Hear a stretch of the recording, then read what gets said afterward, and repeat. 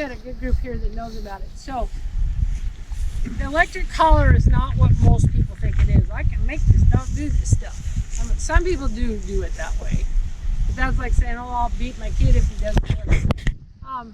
Collar conditioning is, and you watched all that obedience. Sit means sit, right? And so I was using the whiffle bat or whatever, healing stick sometimes. And even when a dog is doing it fairly well, you still put a little pressure on it.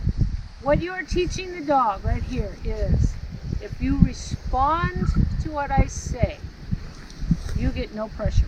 The dog controls the pressure. So if you say sit, and all of those dogs today, man, they were just dropping it. After a couple of enforcements, they're like, I got this, you don't have to do it.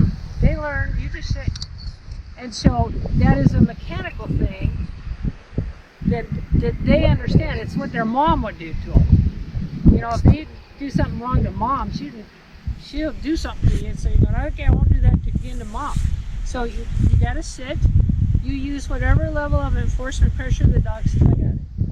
For some, like we had some today, it was just barely anything. There are a few that it's a little bit more. Males, always, okay. But anyway, so you teach them, they control pressure. Now, you can't make a dog sit out there at 125 yards just cuz. So once you've taught them close in, and there's a whole thing on how you do that, once you teach them, you know, sit, then you, not only do you first you enforce it mechanically, you have to do some enforcement, even if they're good. You got to condition them to go, you don't need to do that to me, I can do this. You replace that with a nick on the collar, which is like an ant bite. Well, it can be worse than that, but so you replace that with a nick on the collar, so that you do not have to have you can just say sit, nick, and they understand that means sit. Later we can transfer that to out there, and we just have a very long leash here. So that's how you can teach a dog that they have to listen to you here and out there. The e-collar is just a very long leash, Right. basically. It's a very And so long it's just conditioning and then to replace the mechanical pressure with the electrical pressure. You can't, if your dog loves birds, right? If at some point in her life she doesn't learn that she must come when called, she could be chasing some bird across a road, get smashed. It happens. Or go off of something or through something, a fence or something. So dogs have to, safety-wise, responsible dog ownership means when I call you, you've got to come. Not at your dog's age, but the older dogs. And that's the only way you can call a dog and go, you gotta come. Safety. Now, does that make sense on the collar thing or not?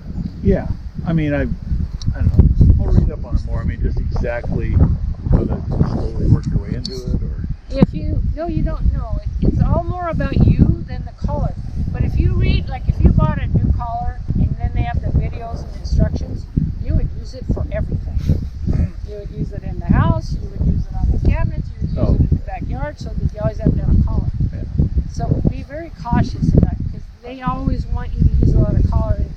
If you collar condition correctly, you use a collar very good.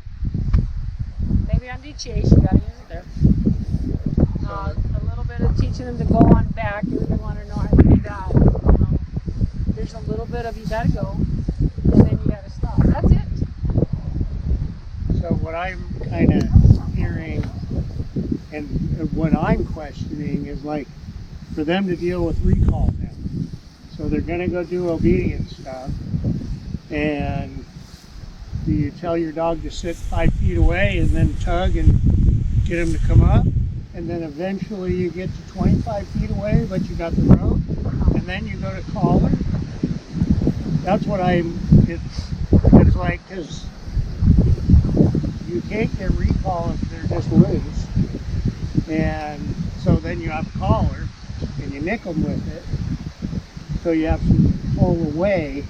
But what do you do with the obedience? Because you're healing, you're sit, you're doing, but to get them to come back to you, and using a whistle, like he was using a whistle, and like you said, it blew him off, and there's no tools to do that. So that's what I'm wondering is, in between the short recall to the further away recall, which I'm assuming you're nicking them with some electricity, but how do you get there in between?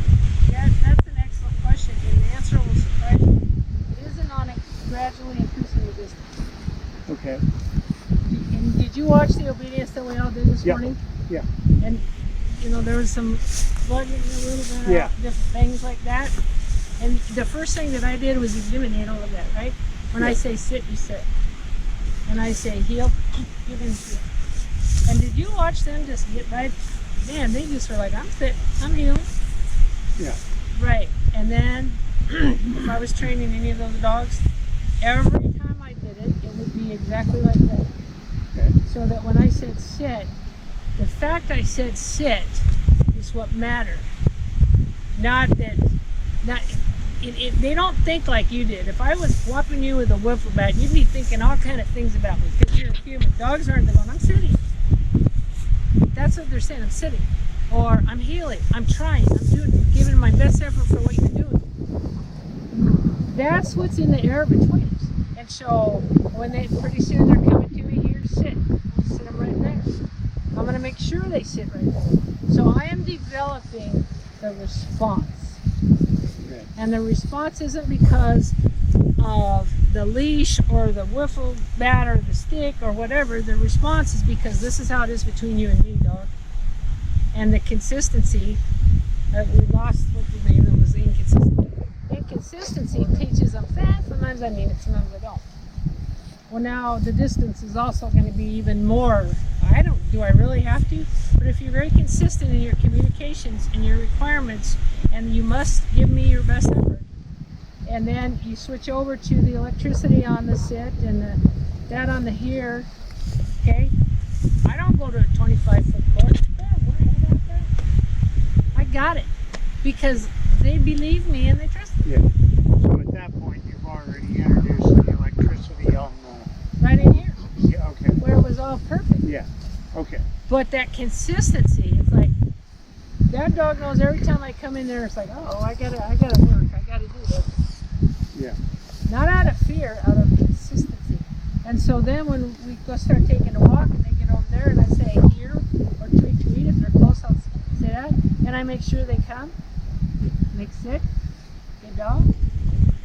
Stay seated. There's never any time they can blow me off.